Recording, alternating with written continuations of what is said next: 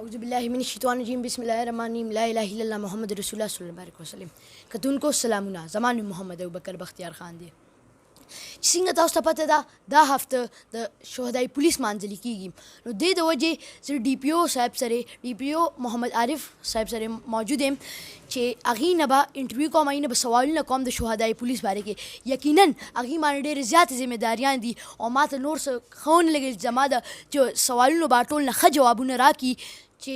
زما ځکه هغې د پولیسانو په ډېر ښه پوسټ باندې ناست دي. تاسو د من ته چې کوم دی کم نظره ګورئ؟ بسم الله الرحمن الرحیم. بچې دا 4 اګست چې کوم دی دا موږ یوم شهدا په طور باندې مناوو او ټول پاکستان کې دغه 4 اګست باندې یوم شهدا پاکستان یا یوم شهدا پولیس مناویږي. د دې ورځې مقصد دا دی چې زموږ څومره شهیدان دي، که هغه د چارسدې د پولیس دي، که هغه د پېښور دي، که د نوښار دي، د ټولې صوبې د پولیس څومره شهیدان دي هغه موږ یاد کړو، هغې سره د هغې درجات بلندۍ دپاره موږ دعاګانې وکړو او د هغې چې کوم عزیز او اقارب دي، خاندان والا دي، هغې سره موږ ودرېږو او هغې ته دا یقین دهاني وکړو چې موږ تاسو سره ولاړ یو. دا نه ده چې ستاسو زوی، ستاسو والد صاحب یا ستاسو دوست یا عزیز رشته دار شهید شو موږ تاسو پرېښوئ. ایز ا ډپارټمنټ موږ تاسو سره ولاړ یو او موږ به ستاسو همغه شانتې خیال ساتو. نو د دې ورځې مقصد د دې شهداو قربانیانې یادول دي او د دې شهداو خاندانونو سره د یکجهتۍ اظهار کول دی. یقینا زموږ د چارسدې پولیس یو ډېر اهم زموږ د ملک دپاره، زموږ خیبر پښتونخوا لپاره یو ډېر اهم حصه ده، ځکه چې پولیس په 24 غنټې په خپل د جنګ په حالت کې او د مرګ په حالت کې تاسو په دې شهداو دپاره، شهدا د خپلوان دپاره تاسو څه کوئ او ستاسو پلان څه دي؟ دې کې خو بچې څنګه تا ته به پته مي د شهدا موږ سره صوبایي ګورنمنټ طرف نه یو منظم پیکیج دی. دې نه علاوه بیا د شهدا چې کوم امیډیټ دغه دی بلډ ریلیشن دی، لکه د هغه زوی شو، که زوی نه وي نو د هغه ورور شو یا نور داسې رشته دار شو، نو هغه موږ بیا په پولیس کې برتي کوو. هغې کې بیا مختلف لیولز دي، هغې کې کانسټیبل لیول هم شته او هغې کې اے ایس آی لیول پورې هم موږ صوبایي ګورنمنټ د هغې برتي کوي. دې نه علاوه ښه پیکیج دی د شهید د فیملی دپاره. دې نه علاوه د پولیس کوم پبلک سکول دی هغې کې هغې دپاره تعلیم. د دې نه علاوه نور هم وظایف دي او ورسره د سیول سوسایټي طرف نه هم د شهیدانو بچو ته فری ایجوکیشن افر کیږي او ورکړه کیږي.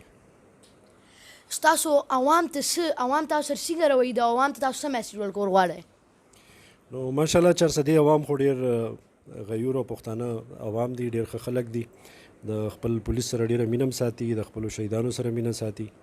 نن تاسو وکتل نن چې کوم تقریب وشو په ټي ایم اے هال کې، دې کې د سیول سوسایټي طرف نه کوم د مینې او د خلوص او د جذبې اظهار وشو د شهداو سره د چارسدې پولیس سره، نو هغه ډېر ښه دی او هغه مثالي دی او موږ په دې څیز باندې فخر هم کوو، د چارسدې د عوامو شکریه هم ادا کوو. او دې سره زه هغې ته دا هم ویل غواړم چې یاره موږ سره په دې څیز کې مرسته وکړي، دا د دهشتګردۍ خلاف چې کوم جنګ دی، کوم جهاد دی، دې کې دی موږ سره شانه به شانه ودرېږي، نو موږ به انشاءالله دې خلکو له شکست ورکړو. یو بل چې زه به تاسو نه یو داسې سوال کول غواړم چې لکه د دې شي نه بدل دی او زموږ عام مسلې کې ډېر خلک ریکویسټ کوي چې لکه د دې سوالونه تاسو ته وشي، نو تاسو به د آیس والا څه شوي دي، تاسو د دې پر څه پلانز دي؟ د آیس متعلق زه دا ته وایم چې د نشه خاص طور باندې زموږ نوجوانانو کې ډېره زیاتېږي لګیا ده او د هغې مختلف وجوهات دي، مختلف فیکټرز دي. د نشې نالت نه د بچ کولو ذمهداري یوازې د پولیس نه ده، بلکې دا اوورال ټول سوسایټي باندې راځي. د هغه کم کلوز فیملی ده، د هغه والدین دي، وروڼه دي، هغې باندې راځي چې فرض که هغې پوه شي چې یاره زموږ بچی، زموږ هلک د غلط قسم کیسز کې پرېوتو، نو هغې ته پکار دی چې د هغه کاونسلینګ وکړي، هغه باندې نظر وساتي او هغه د دې څیز نه منې کړي. نو دا هغې دپاره هم فرض دی، لازم دی او دا یو جهاد دی. نشه چې کومه ده نو دا یو لعنت دی او دې باندې چې کوم ځوانان اورېدلي دي نو هغوی بیا مخکې د تباهي لارې ته تللي دي. زموږ د پولیس څو پورې دې کې دغه دی، نو موږ دې کې ډېر ښه ایف آی آرز کړي دي، ډېر ښه غټ غټ کوانټیټیز موږ نیولي دي، په کیلوګانو حساب سره موږ آیس هم نیولي دي، هیروین وغیره هم نیولي دي، چرس هم نیولي دي. نو زموږ چې کوم لیګل دغه د کار دی هغه موږ کوو، لګیا یو دې کې. خو دا یو داسې څیز دی نن سبا چې دا زیاتېږي لګیا دی او خاص طور باندې هغه خلکو کې چې کوم لږ ویل آف دي یا مالداره دي او هغوی دا د نشې په طور باندې نه اخلي بلکې هغه دا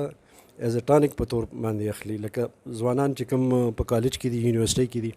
نو هغې د امتحانونو ورځو کې په دې څیز باندې راوړي چېرې مونږ سټډي زیاته وکړو مونږ له خوب نه راځي زمونږ میموري ښه وي نو دا دې څیز نه بچ کېدل پکار دی ولې چې دا یو اډکشن دی او دا وروسته بیا ډېر زیات نقصان رسوي. چې څنګه دې خبره وکړه چې لومبې خپل مور او پلار ته پکار چې خپل زوم باندې خیال ساتي لکه هغه خبره شوه چې بیا ده ته مو وایي چې په نشې کوي ځکه چې خپله بیدار اوسه بل ته مو وایي چې غلې نو چې کله خپل زوم باندې خیال ساتي خپل روریانو خوریانو باندې خیال ساتي د دې هر څه نه بچي بل زه شهید وطن ته سلام وایم جزاک الله والسلام.